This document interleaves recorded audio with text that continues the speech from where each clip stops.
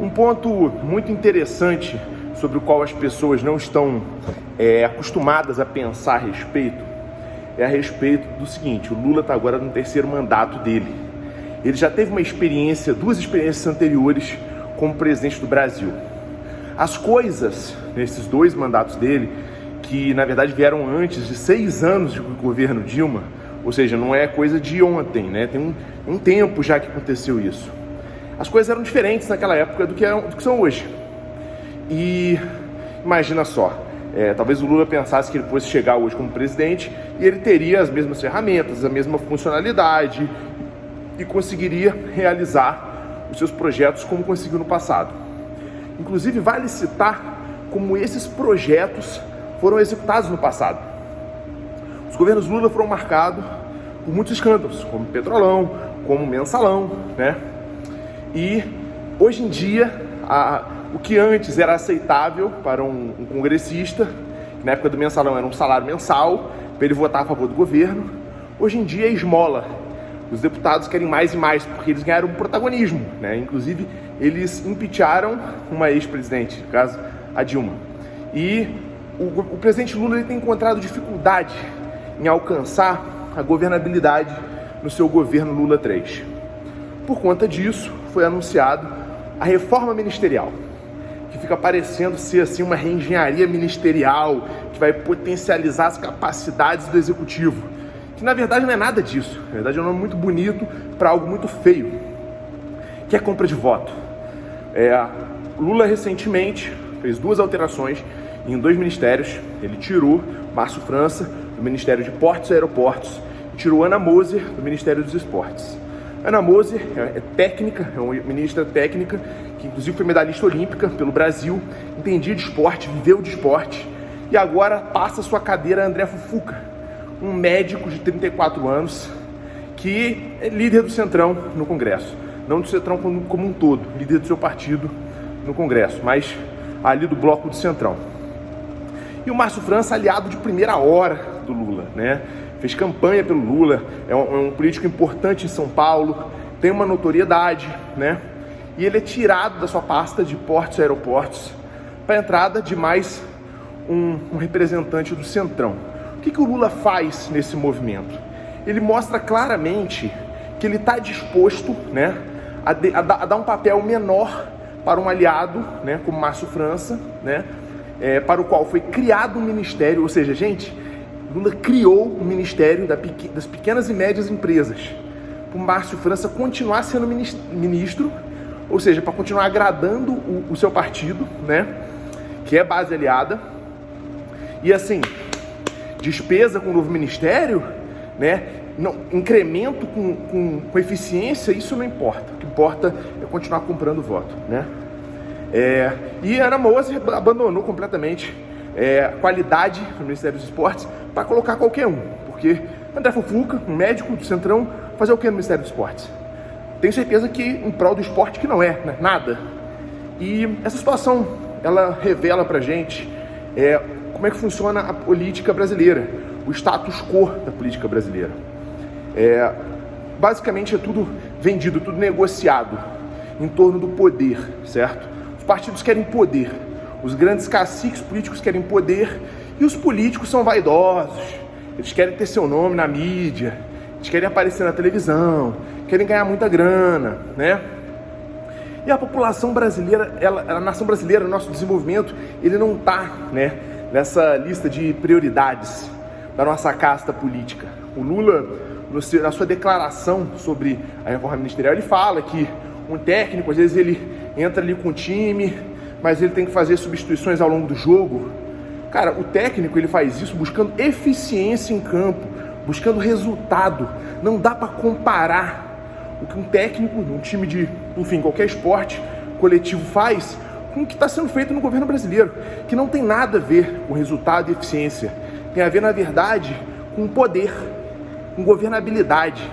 E assim, essa governabilidade, ela não é para aprovar o que é essencial para o Brasil, mas aprovar o que é essencial para o PT e seus aliados, que na verdade não representa o que é melhor para o Brasil. Porque se fosse melhor para o Brasil, depois de 3 mandatos completos e meio, né, da Dilma, nós teríamos um Brasil superpotência. Afinal, eles tiveram aí 14 anos no governo e aí? A gente não se tornou a potência que poderia ser, certo? Então está mais que provado que esse direcionamento do PT do que seria um Brasil funcional, potência e realizador, isso não se concretizou, certo?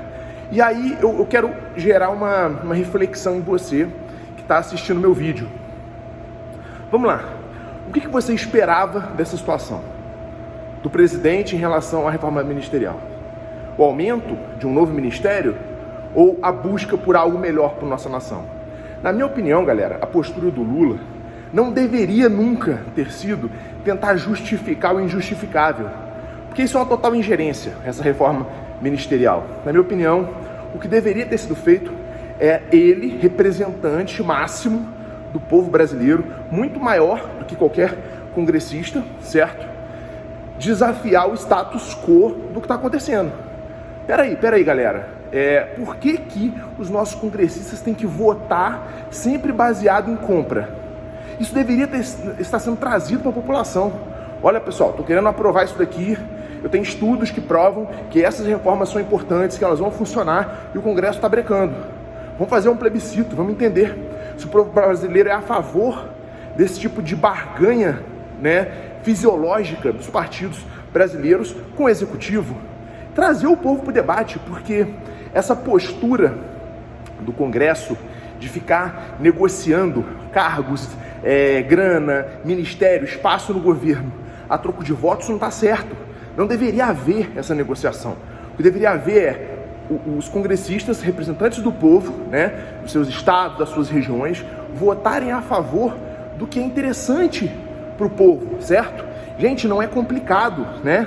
Eles têm acesso a números de criminalidade, de saúde, de educação, de economia. Eles têm acesso a tudo isso. Olha, tem uma pauta aqui no Congresso. Tá, essa pauta vai afetar o quê? Ela vai conseguir resolver esse problema? Como? Me mostra aí algum tipo de estudo feito por especialista para a gente ver se realmente é providencial, né? Quanto que isso vai custar? Vamos ver se a gente não tem uma outra alternativa melhor. Deveria ser dessa forma. Um Estado sério deveria funcionar pensando no que é melhor em termos de resultados para o seu povo. Ainda mais eles tendo em mãos todo tipo de dado que eles precisam para essa tomada de decisão. Vocês entendem a situação?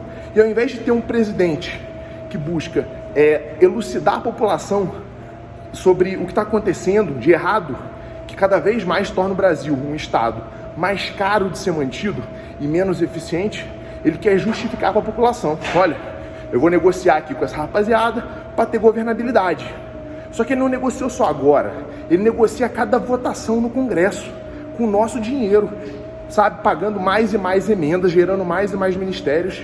Só para vocês entenderem o quanto foi absurdo essa questão dos ministérios. O vice-presidente Geraldo Alckmin, ele é ministro do desenvolvimento.